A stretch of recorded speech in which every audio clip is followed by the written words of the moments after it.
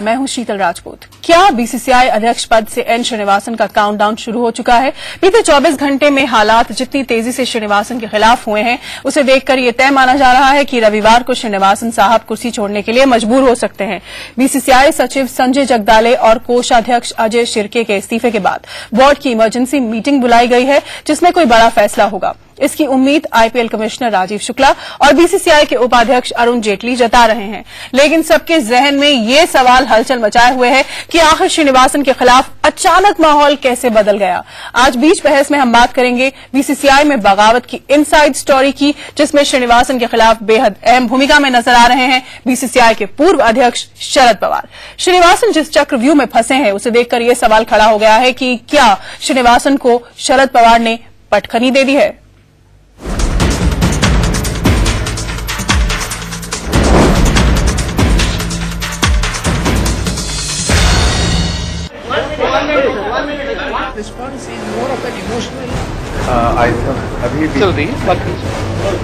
BCCI अध्यक्ष N Srinivasan के खिलाफ सचिव और कोषाध्यक्ष की बगावत का रंग 24 घंटे से भी पहले दिखने लगा।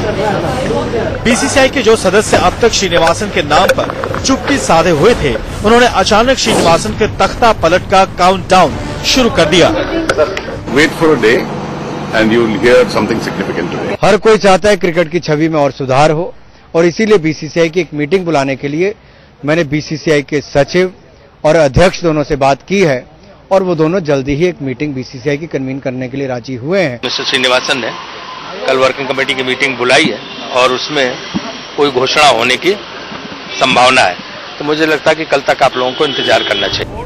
श्रीनिवासन के खिलाफ आर पार का मोर्चा खुला। बीसीसीआई के कोषाध्यक्ष अजय शिर्के और सचिव संजय जगदाले के इस्तीफे के बाद किसी को ब्लेम नहीं कर रहा हूँ, और दुख ये हुआ कि कुछ क्रिकेट खिलाड़ियों ने इस खेल को खेल नहीं रहने दिया, ये ज्यादा बुरा लग रहा है मुझे। बाहर से देखने पर यह बीसीसीआई की अंदरूनी राजनीति का क्लाइमेक्स लगता है, लेकिन अंदर की खबर रखने वाले मानते हैं कि श्रीनिवासन के खिलाफ चक्रव्यूह तैयार करने में अहम भूमिका शरद पवार की है।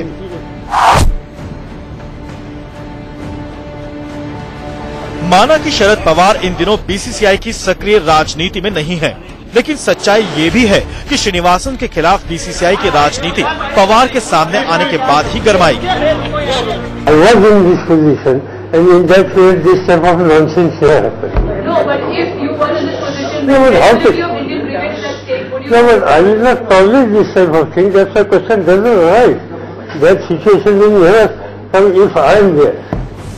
पवार का बयान आने के कुछ ही देर बाद महाराष्ट्र क्रिकेट एसोसिएशन के अध्यक्ष और बीसीसीआई के कोषाध्यक्ष अजय शिर्के ने श्रीनिवासन के खिलाफ मोर्चा खोल दिया। शिर्के ने दो टूक कह दिया कि श्रीनिवासन इस्तीफा दें, वरना वो कोषाध्यक्ष पद छोड़ देंगे।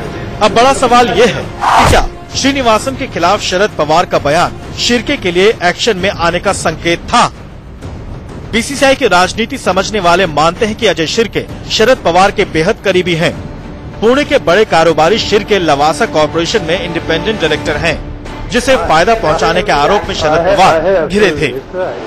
श्रीनिवासन की घेराबंदी में शरद पवार की छाप इसलिए भी नजर आ रही है क्योंकि श्रीनिवासन को हटाकर जिन शशांक मनोहर को बीसीसीआई का अंतरिम अध्यक्ष बनाने की चर्चा है, वो भी शरद पवार के ही करीबी हैं।